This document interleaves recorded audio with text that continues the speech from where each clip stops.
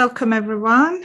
Welcome people at the Armenian Institute. So lovely to see new faces in our library. Welcome everyone on Zoom and welcome everyone who'll be watching this later on YouTube, no doubt. I'm Rubina Sevadjian. I'm the director of the Armenian Institute, and we're so excited to hold a real physical book launch here. Have these beautiful books to hold and leave and smell, because we've done book launches on Zoom and I tell you it's not the same. And it's my great pleasure to introduce Rubina Sevadjian, a British Armenian writer, a wonderful woman, an author of now trilogy, which she'll talk about. She's written for various publications. She's been researching, she's been writing about her father's work. I think we can share some links in Zoom about your work and your groups you run about Rubina Sevadjian. And I will invite Rubina now to talk about the book and read a few passages. And after that, we'll have a Q&A session. And please feel free to leave your questions in the chat. We'll be reading them out for Rubina. The event is being recorded, so if you don't want to be seen, please turn your cameras off. People sitting here, you're not to be seen, so show your faces. And Rubina, please join me. Thank you for inviting me, and thank you, Armenian Institute, for hosting this. And thank you, everyone, for coming all this way to hear me talk. And I hope that I'll hear your questions soon. So all those on Zoom, welcome too. And so I'll just give an introduction to my books, and then I hope you will all participate in the discussion. I have written this trilogy, and the first book was In the Shadow of the Sultan, which I wrote in 2014, which was coincided with the 100th anniversary of the genocide. This was coming up, and of course there were heightened expectations that the world would at last take notice and something would happen to make the US and the UK recognize the genocide, the calamity, etc. In the event, nothing happened, pretty much. I saw that the press, the English speaking, were not really engaging with it, even though it was a big occasion. And there was a lot of misinformation and bias. There were a few exceptions, of course. Geoffrey Robertson wrote his book, An Inconvenient Genocide. And Robert Fisk, of blessed memory, I have to say, was alive in those days and was doing his best to write long, informative pieces in The Independent. So I had always wanted to write a history of my family. I had tried over the years, but it never really sounded right. I couldn't draw the drama out. So one day I heard a sort of a boy's voice, and it came to me that it wasn't as a biography of anyone that I should write. There are wonderful scholarly works, of course, many excellent histories, recent books by Khatik Muradian, which you hosted at the Army Museum. Umit Kurt, Avedis Hajan, they come to mind. But not everyone wants to read a long textbook on the subject. So I wrote stories for as wide an audience as possible, as novels. And to be absolutely clear, these three books are novels. They're fiction, and if you like, but they are essentially novels. I felt that it was important to depict the events in a story. That way, not only could I give the historical truth, I could also enable readers to form emotional links to what happened in history, to engage with the events of the past. The horror which is engendered when reading the feelings of people who are being violated is a much deeper emotion than the reaction to the actual statement that 1 million people were killed. The fact in the context of story helps us much better to appreciate the truth of it all. I chose a young boy because I didn't want to write yet another love story. What I wanted to convey was that things had never been easy for Armenians, and I also wanted to make it into a kind of adventure with, a little bit of a sense of humor. The hero is a 14-year-old boy. He is totally self-sufficient, and by the end of the book, he's only 14, but I mean, he's a grown man, and he's much more grown up about things than some of the grown men that he meets. So fast forward to The Dark Shadow, the second book, and I brought in the characters of the twins, Petros and Zovina, because I wanted to talk about both boys and girls of the day. And I started a lot more to investigate culture, food, general state of Armenians of the time, what it means to be an Armenian and how things happened, and how we ended up being refugees in our own lands, as it were. So then in The Long Shadow, I continue the story of Petros and Zovina as they grow up with the terrible happenings hanging over them. And without giving too much away, Petros and Zovina do go through very formative experiences. And in a way, the ending of the book encapsulates what happened to the Armenian nation, what happens, the diaspora in particular. And then we had the advent of the internet. And of course, we have the Republic of Armenia. And sadly, just when I was coming to the end of writing The Long Shadow, the war in Artsakh was fought, which was a debacle of major proportions. And I realized that it is not just a matter of a story about genocide anymore, the genocide anymore. Every year, on the anniversary of the genocide, Turkey's government has paroxysms of hysteria. And this year in particular, I was struck by the vehemence with which the Turkish parliament rejected Garo Paylan's motion for Turkey to recognize the Armenian genocide, and the threats that were made against him, which have been unprecedentedly aggressive. It is deeply disturbing, too, to see that the Turkish foreign minister, on his recent trip to Uruguay, gave the sign of the gray wolves with impunity as he was driving past some Armenian demonstrators. And what does that say? I mean, that is one of the greatest ministers of state, the foreign minister, saying, by making that sign, yes, we did it, we're going to do it again, and we will do it again. To me, that's what it said. So just now, I find it very depressing that the genocide is continuing as a cultural genocide, in Artsakh in particular. And Armenians, both diaspora and republic, seem to be helpless in its face. The cultural genocide of Armenians, which is happening in Artsakh again, of course, but in a way globally, because with the advent of modern life, the internet, and the dispersal of the nation, the diaspora seems to me to have sort of given up on the main struggle.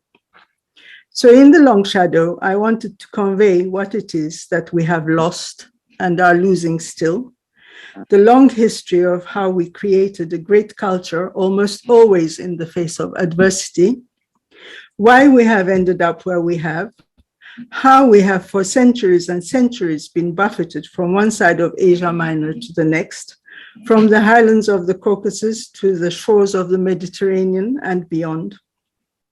Armenians have always been a people in flux.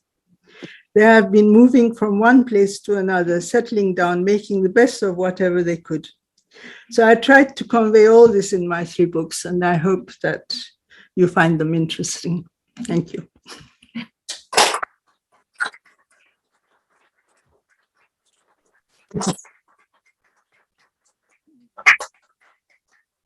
I was asked to read a couple of passages. And actually, I was going to read something, but I'm going to read a different one because Susan, Patty, and Gagik are both here. And they wrote this wonderful book about what we call the Gamavors, who were the volunteers during at the end of the First World War, who went back from pretty much the United States and France and things to fight against the Turks, but it was not a success. But it's a great book, and as a second piece, I will read just a tiny bit of that because I made it up as I went along to say how one of the guys had arrived there. Sorry, so I have to find it because I wasn't. I'll do it for Susan. Yeah, it is. Right. So a lot of the book, actually the second half of the book pretty much takes place in Cyprus, and the action takes place from Cyprus. The family continues their journey around Turkey, Asia Minor, and then they take the boat to Cyprus. And the first bit I'm going to read you is when they do arrive in Cyprus. So you have to bear in mind that this is being narrated by a 14-year-old girl. And she's arrived with her brother, her twin, and her uncle, and servant, and dog, and various other people. So I'll just have a... So this is summer of 1916. We watched with growing excitement and expectation as the fortifications of Famagusta came into view and got closer and closer as we stood on the crowded deck of the small ship that took us there.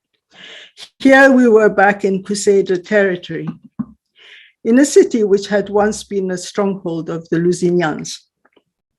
How strange it was to land in a city in which there were many Turks, and yet the administration was not Turkish. And at last we spoke Armenian to each other without fear of being carted off by gendarmes. What was refreshing for us was that there were Turkish policemen who were unarmed. Here they were called zaptiye.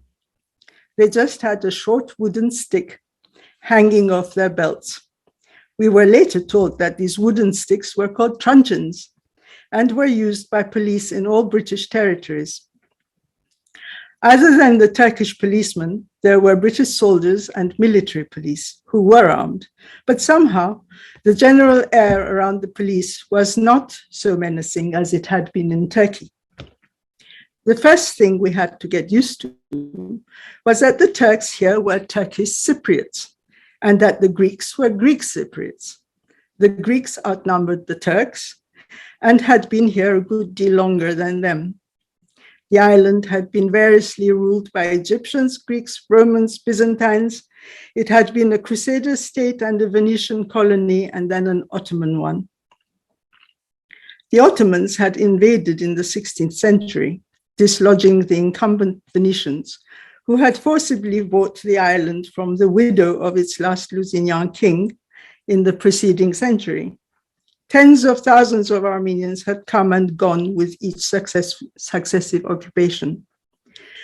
In the past century, the British had formally occupied the island, having acquired from the Ottoman Empire the right to occupy and administer it as a military base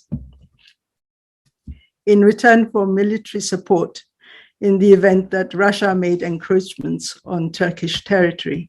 However, when Turkey joined the Central Powers in 1914, Britain declared war against it, repealed all its treaties and alliances with the Ottomans, and annexed the island. So, and then I explain about Famagusta. It was noticeably hotter here and so humid that I felt my scalp prickle with perspiration. We walked through the crowded streets, wondering at the ancient buildings, the massive towers of Otello's castle, the many medieval churches, and the two-story houses in the dead-end cobbled alleys. Inside the walls of the city, there was hardly a spot of shade, and the sun glared down, its hot rays bouncing off sandstone buildings. We made our way under an intense blue sky, with not a wisp of cloud in it, swift skirt circled high above the towers of what had been a Gothic cathedral, which now spotted a couple of slim minarets. The food on offer was tasty. There was sheepskin, cheese, and olives in abundance, but not much else. As much produce as possible was sent to Egypt for the war effort. Meat was generally goat or pork. Pork was a novelty for us, who had never had any, except Uncle, who had eaten pork on his travels around Europe. It took some getting used to the stringy texture, but mostly I preferred it to goat.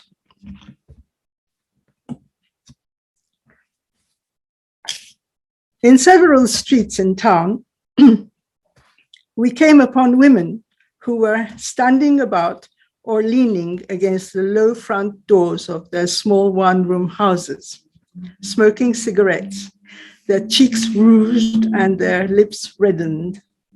When they saw us, me, Bedros, Kailig, and sometimes Vahig, Coco, and Stavros, they would frown at me and, sniggering, say things which I gathered were not compliments.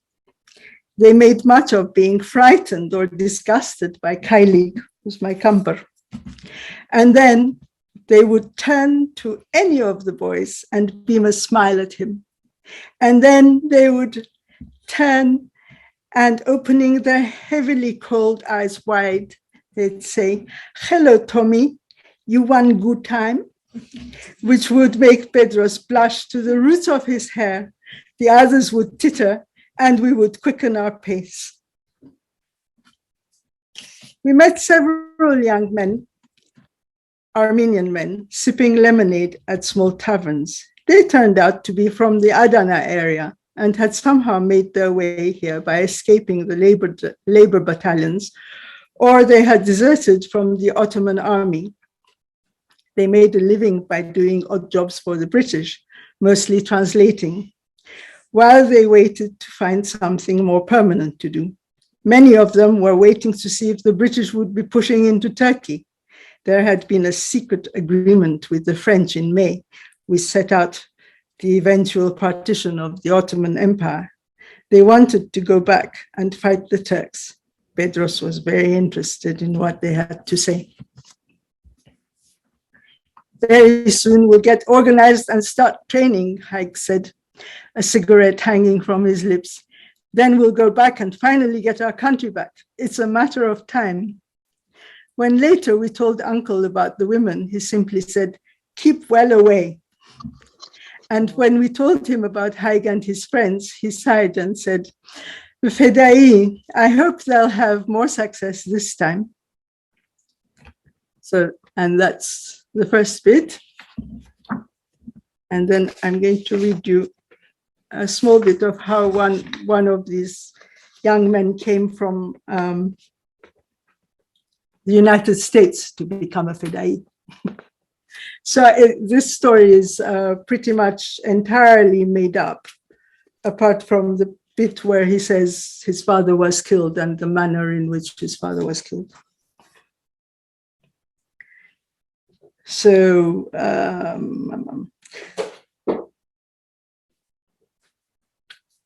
so they start talking, and he's called Zeno, and they talked about this and that, and they asked them, "How do you pass the time?" and things like that. "How was your recruitment? How did you get here?" Mark wanted to know.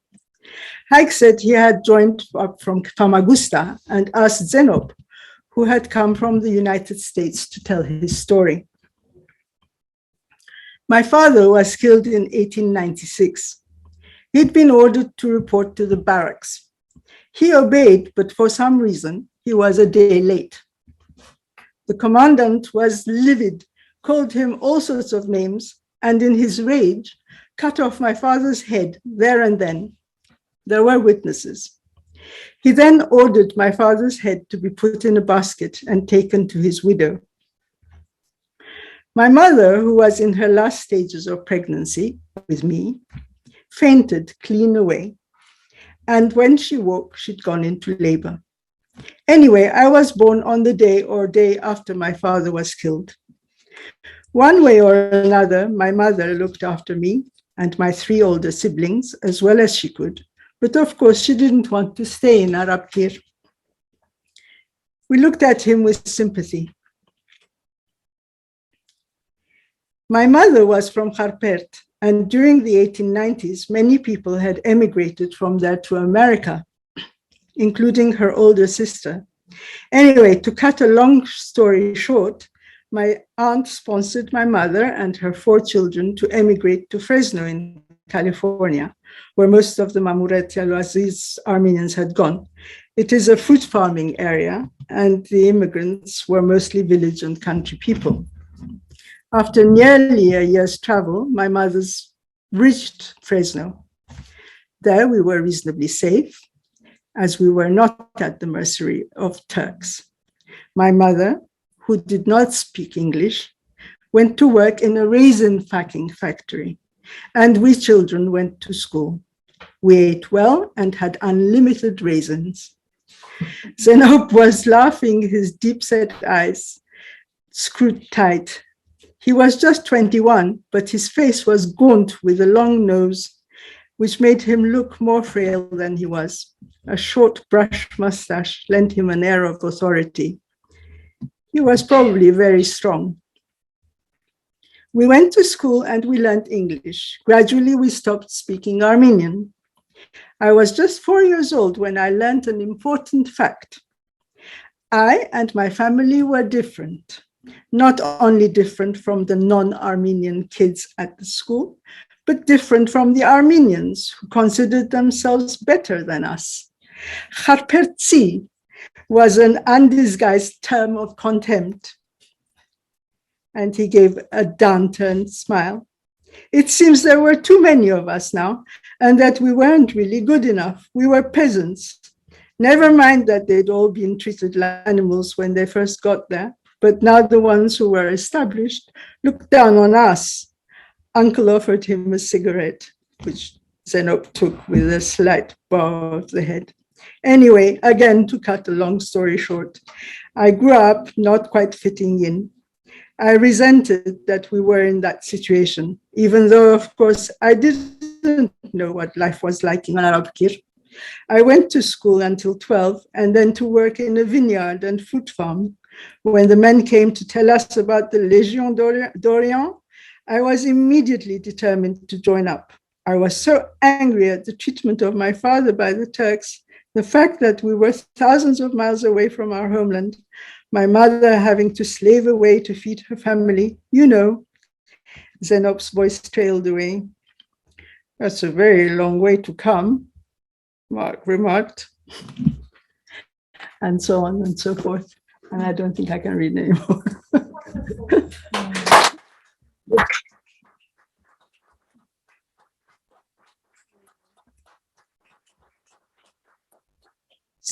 So I don't know if anyone has read the book other than Janine. And if there are any questions you want to ask. I just ask people on Zoom to ask their questions. Anyone here with questions?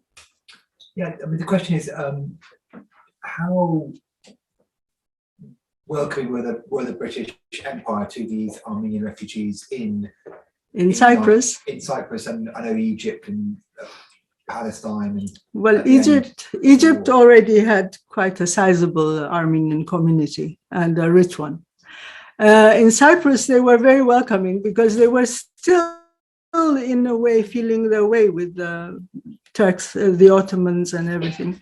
And when the Armenians came, it was very useful for them because the Armenians could translate, and what's more, they could read all the Ottoman text, which, until 1924, everything was written in the Ottoman form, which is like Arabic.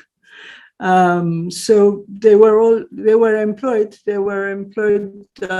for all sorts of things, schools. They made good clerks, quite a lot of clerks, a lot of the clerks of the works. port workers, I think. Limassol was just developing in those days. They were quite well, but not all that many went, you know. It sounds like a lot, but there weren't, not until 1918, when there was a sudden influx of a few thousand, I think, perhaps. And they were all put up in barracks and things.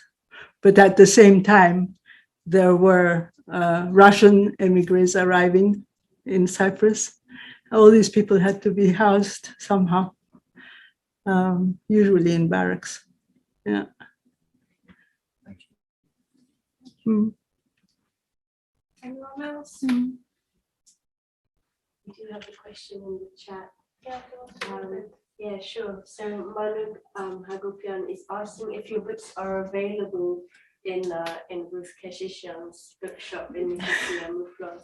Yes, but you have to go there. Unfortunately, Ruth's internet is down, but the book is definitely available at Ruth's shop. You ring her up and she'll send them to you. And also, do you want to add there will be in our bookshop as well? Yes, and in the UK, definitely the Armenian Institute will be stocking them. And United States, you can get them from Abril bookshops. And I think you can get them from the Nassau bookshop in Washington, not Washington, Boston. Yes. Oh, question?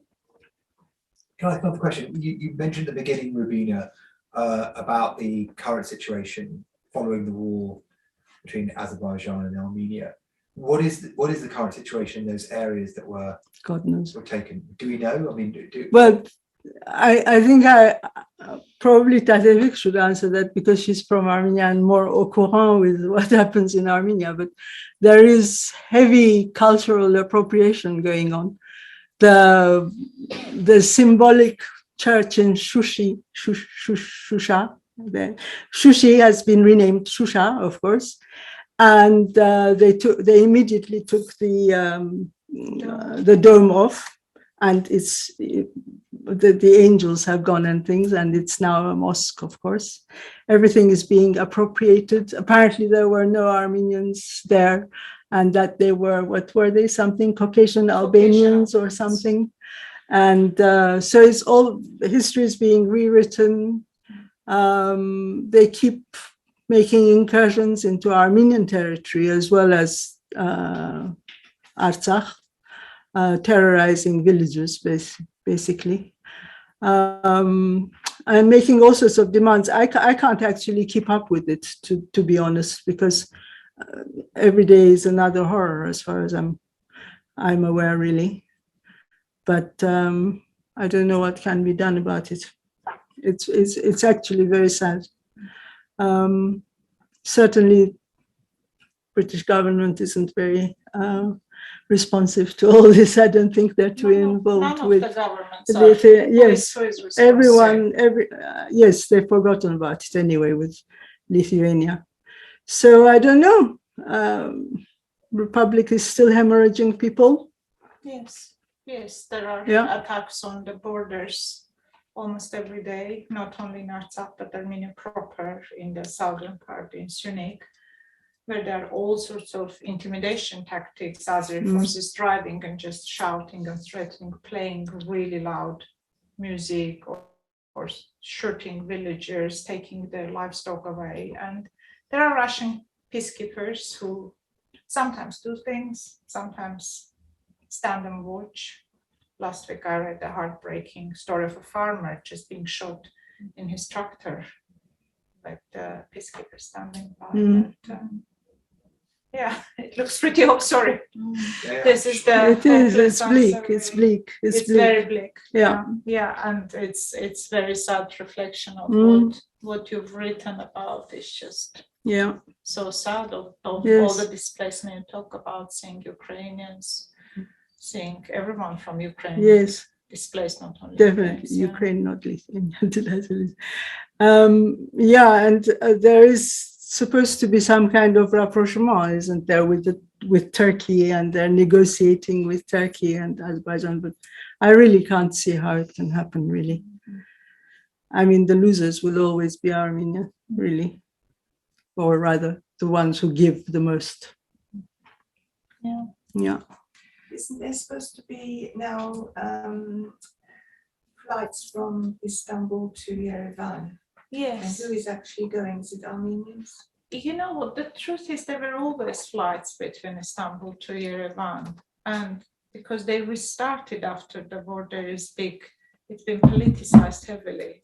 A lot of Armenians travel back and forth. A lot of Armenians people go, have friends, there are cultural institutions, there's surrounding foundation, there's I know a lot of Armenians go and work there, do lots of trade. So yeah, the flights have always took place. There were no flights obviously during the war. Okay, Susan, you had a question going back to Yes. Rubina's book. Susan got. No, that's all very interesting.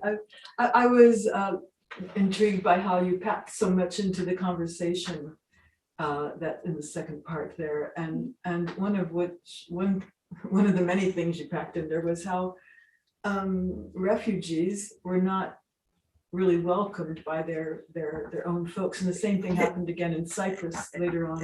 It was in Yes. 1922 when the big Yes, came in from Adana and Mersin, that's right. and they were again like you But I think the Fresno Armenians were particular in this. I've heard a lot of, yeah, too, yeah. yes. It's this unknown But it is quality something that, yeah. and a sense of, well, we managed to do. We see it today with a lot of different, Sure. not just Armenians. Yes, yes. Yeah, we talked about recently, we had a diaspora forum with young Syrian Armenians who went to Armenia and felt different. We had one of our most listened podcasts, isn't it, Oliver's experiences of a young woman's family story who came from Baku after pogroms, Armenia, but they didn't stay in Armenia because they didn't feel Actually, welcome. I also read that Artsakh people aren't very welcome in Yerevan, No. and they're not considered Armenians, apparently.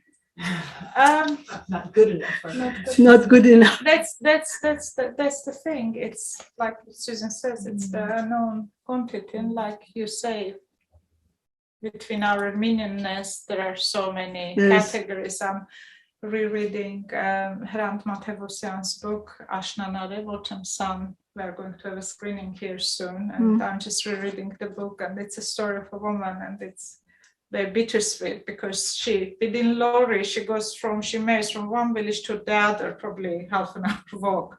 But one is called Antaramech, and she's from Darpasgyur, and all her life they call her the Darpasetsi. No one calls her. So even Yes. the tiny region will differentiate. Yes, Yeah. yes, absolutely. Yeah. I think we do have that tendency. Yes. Can I ask a question? I know that the Long Shadow is the last of your trilogy. Yeah. Do you have plans for a new novel? Not about the genocide. I think it really took it out of me.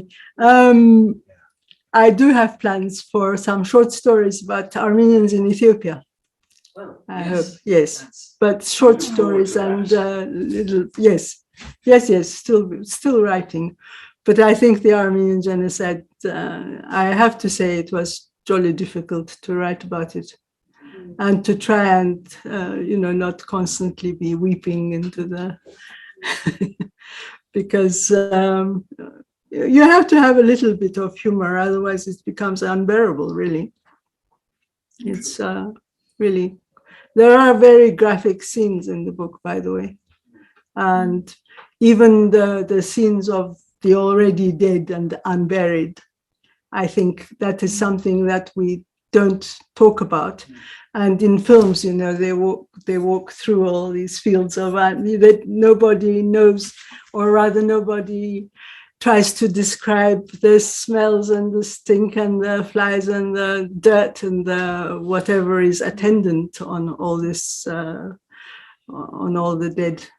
And if you had that many people dying, that was miles and miles of That's what dead and unburied. Yeah. I mean, it's, you know, when you talk about 1,000 people, it doesn't sound like a lot. But if you put 1,000 in one place, and when you're talking about 1,000 people getting massacred and killed in the space of a few hours, you think how strong were these people and how determined to have chopped them up. Yeah. Because, you know, if you put them in a small space, it's an awful lot of people.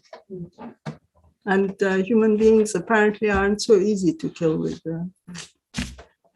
It needs a lot of force. Yeah. Can I ask a question? Yeah.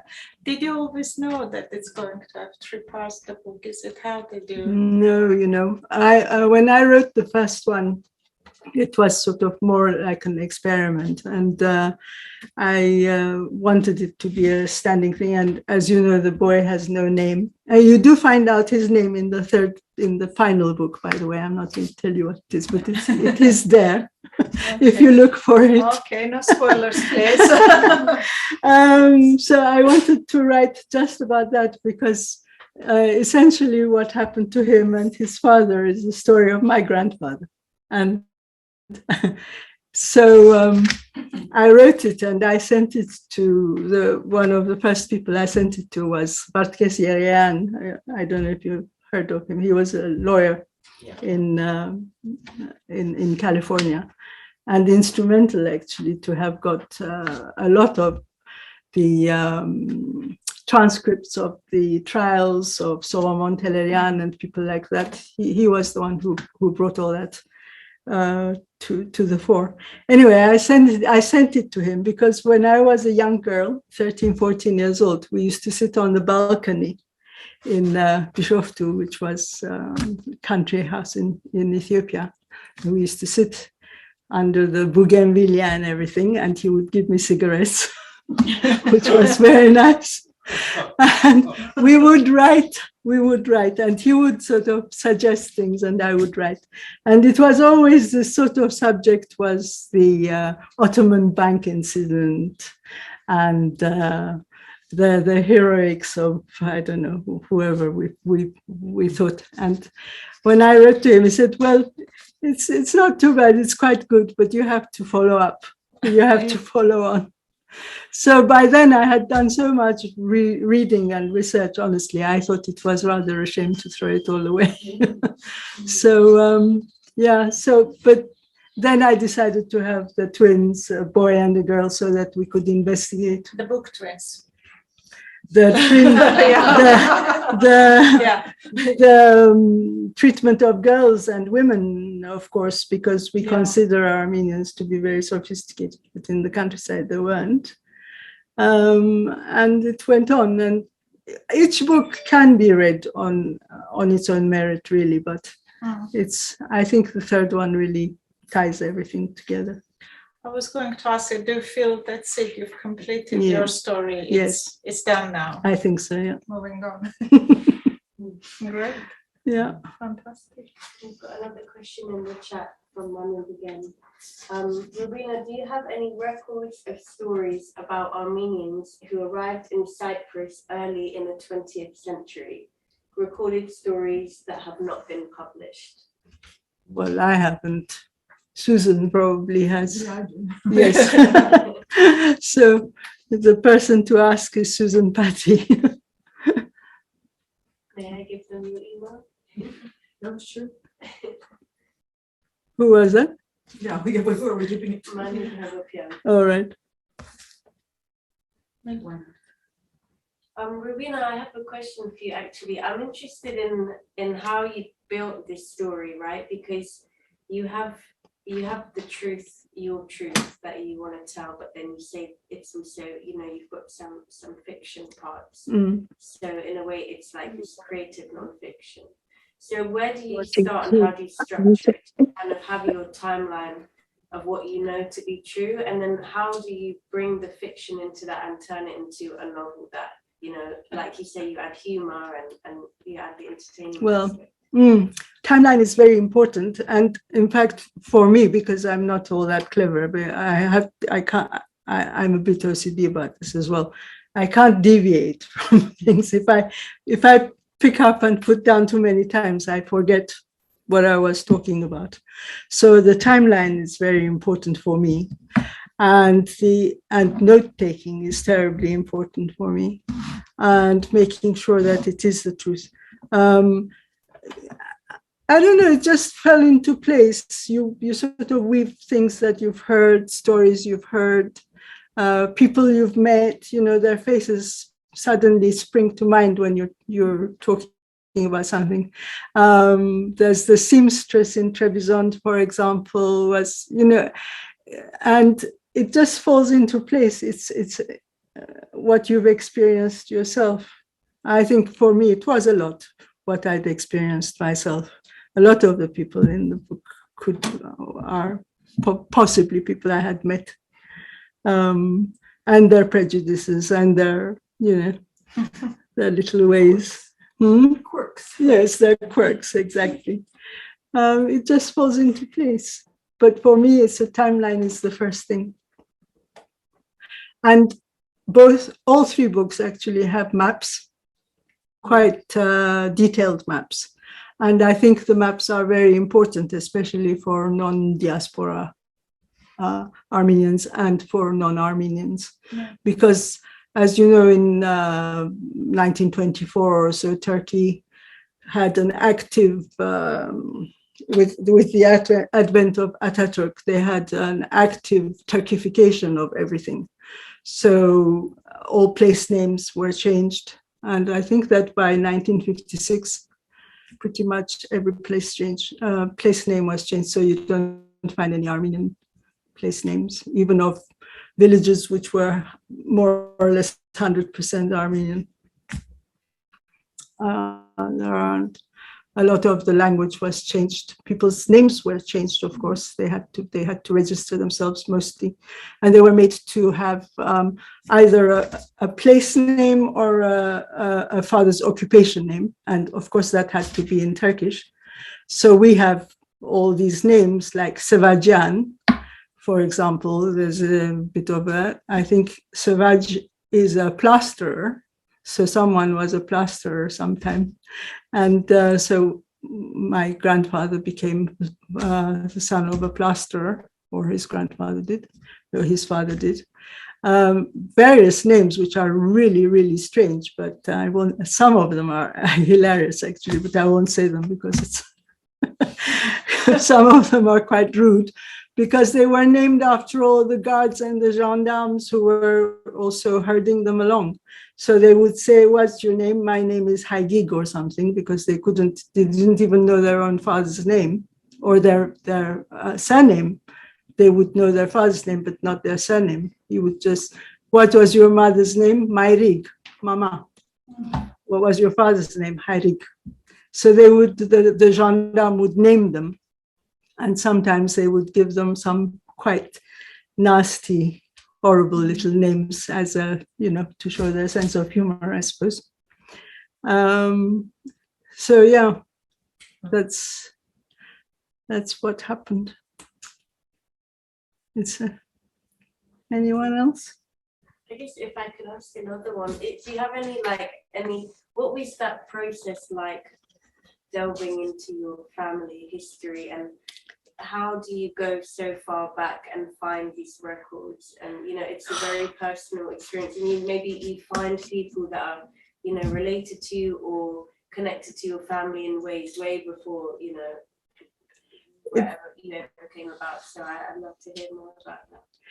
It's hard because by the time as a child you don't listen to anyone, unfortunately, or if you listen, it's sort of a myth thing. You don't really pay attention. And then by the time I got interested, most people had died, including my mother, actually. I hate to say, I never got to ask her certain things that I should have asked her. But luckily I have an aunt who lives in Canada, and she was very, very helpful because she gave me the story of her grandfather and how he ended up doing things, and various other people who were very kind to let me use their stories.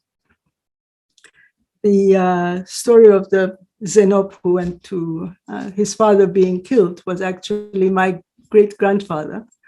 He was killed in exactly that way. So, but I knew that because my grandmother used to tell me. We don't have very many documents. Everything was lost, unfortunately, because we lived in Ethiopia, and we left in a bit of a hurry in 1974, and we weren't able to bring everything with us.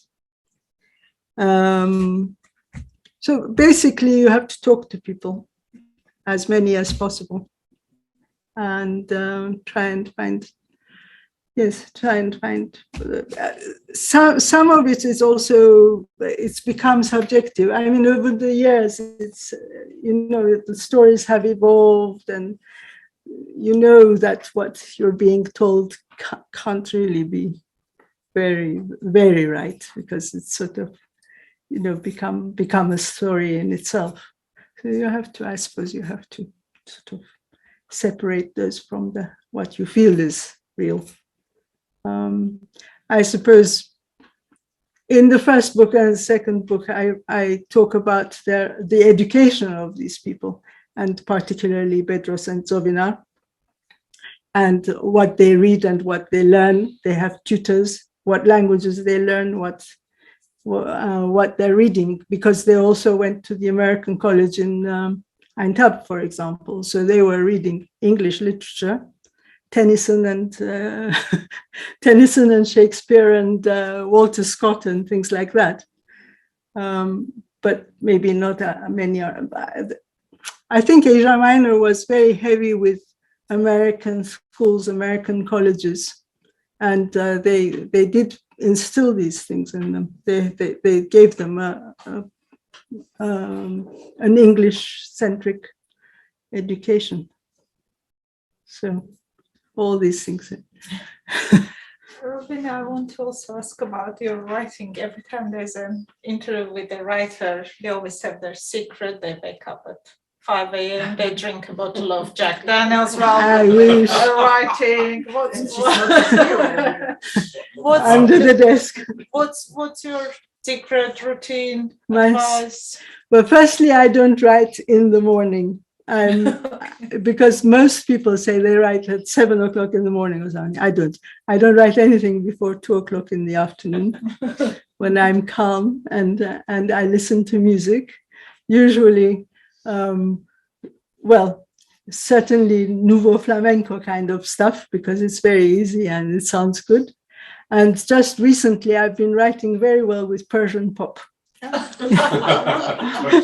So that's good. I'm sorry to say that the Armenian pop doesn't do it for me. No, just 3-4 hours of quiet. And sometimes, you don't write anything. You just sit there and stare at the whatever it is. And sometimes it just comes. Yeah, that's my thing. It's not a secret. So you don't feel that you need to write every day? It doesn't worry you, of course, because it's a creative process, right? Well, it does worry me that I'm not so clever that I can write every day, I suppose. But I think it's probably quite impossible. I don't know if anyone can sit down and write something every day. I mean, sometimes I write something and throw it away. And that's the worst thing. Sometimes you write pages and then you throw it away. Well,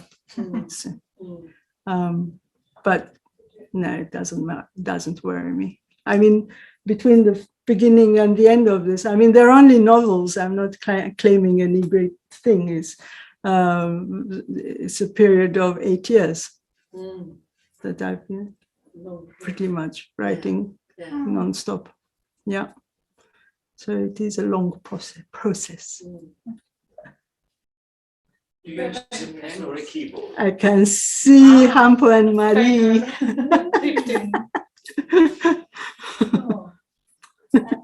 I think Yes. had a very important question from What? Kagek. Do Sorry. you use a pen or a keyboard? Both. Both. I do all my notes with a pen, and I have several pens. I also use different colored inks. And I have my grandmother's Parker and my mother's Parker. And I have a couple of Schaeffers. Yeah, the last is keyboard, but all my notes and my drafts are with my fountain pens.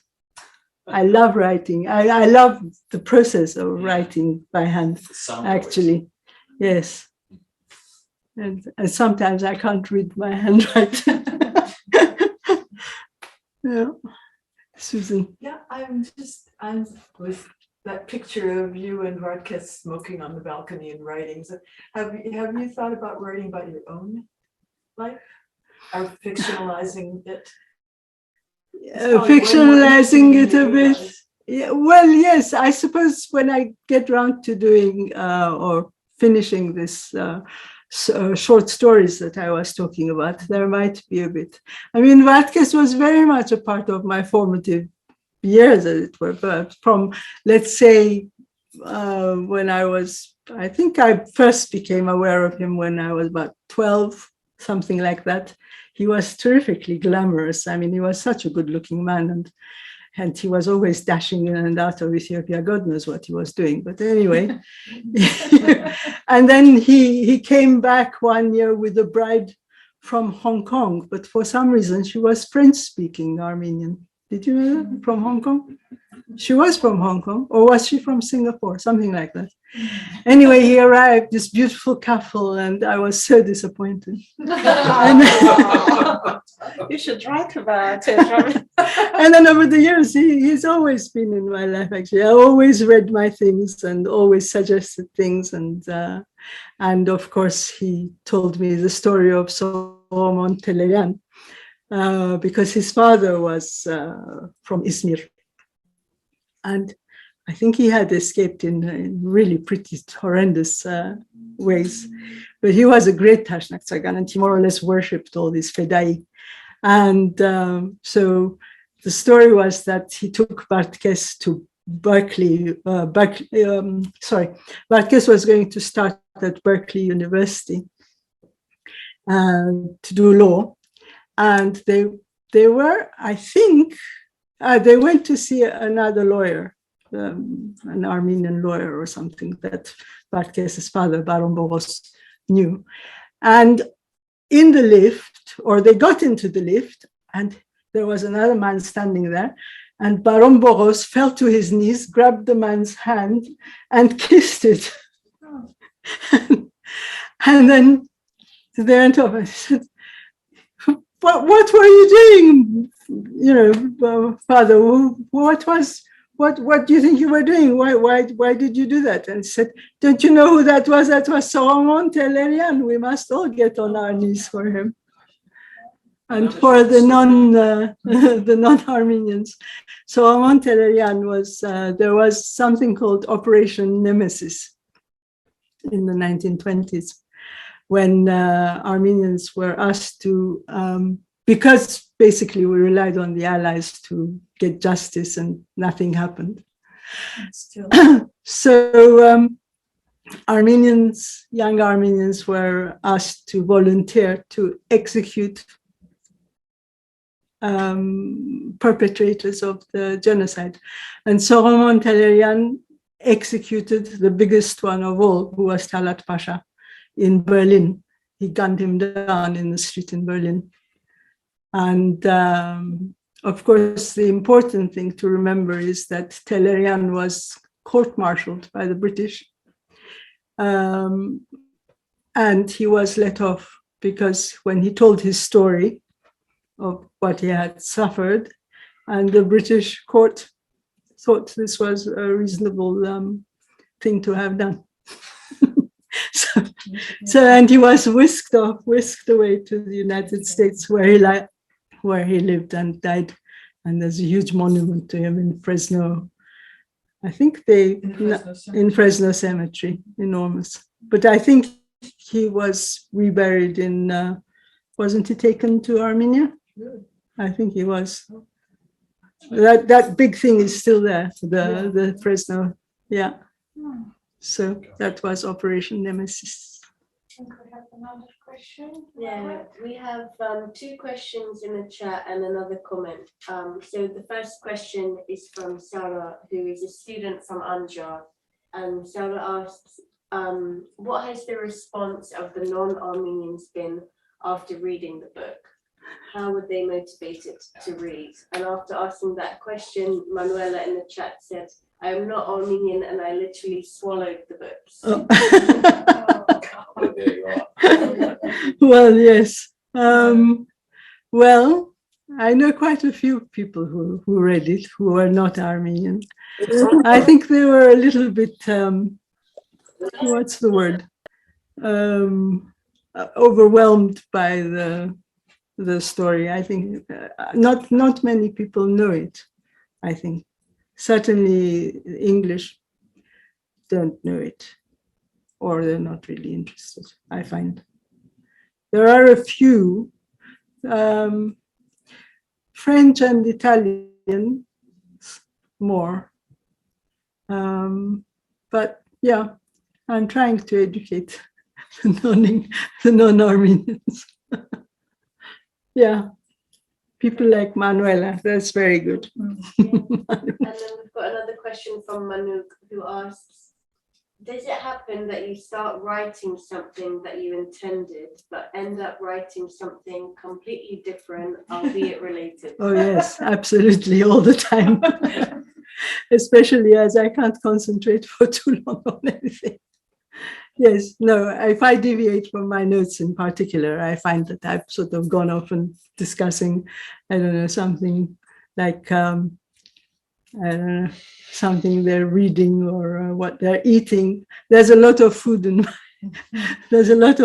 my books. Well, Any more Right. questions, dear audience? No? Shall we? I don't have a question. Shall we say goodbye to our friends on Zoom? Please go to Armenian Institute's website to see Rubina's books in our shop and all the other things we're doing. And hi to Avo. Hi, Avo. Avo, this is Avo Mangoyan, Cyprus. Hampo Ghazarosyan and his wife Marie from New York. Ah, yeah, we have quite a crowd. Yeah, all the crowd. Not everyone has camera. Oh, Dimitra is also there. She was the director of the Nicosia Museum, Cyprus Museum.